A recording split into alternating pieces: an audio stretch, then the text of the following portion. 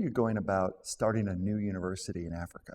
As you can imagine, starting a university is a massive undertaking. And so it's, how are we bringing the tools and resources to something that's going to be a university of the community of Angola, within Angola in BA province. And a lot of people saying, wow, that's a nice idea. Good luck with that, but it's never going to happen. And I think, besides having someone like Guerra Frietas, who's the head of the project, who's just the most inspirational person I've met, you need to get other people on board to build credibility. So, he and, in helping him, we've spent a lot of time in bringing senior people into the project, including, members of Congress in the U.S., members of the government in Angola, top professors and deans around the world.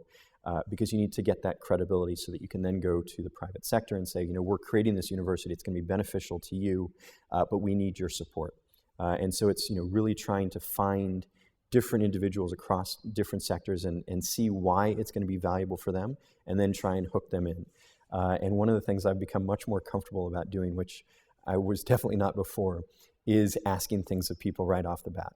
And I remember I was doing a presentation to a large group talking about this project, and a guy came up and said, I'm a real estate developer, this sounds really interesting. And I said, that's wonderful. Here's how you're going to help us out. And amazingly, he brought in several large architectural firms, and they bid to do the architectural design for free, knowing that if the university came to fruition, they would pay things out. But being able to get people in and pull them in, sometimes with a little bit more force than is comfortable.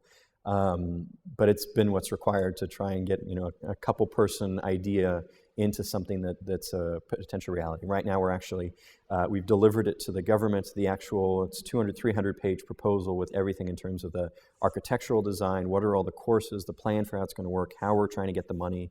What are the different streams that it can potentially come from. And it's required so much assistance from so many different people who have been volunteering their time. And so a long endeavor, still a long way to go.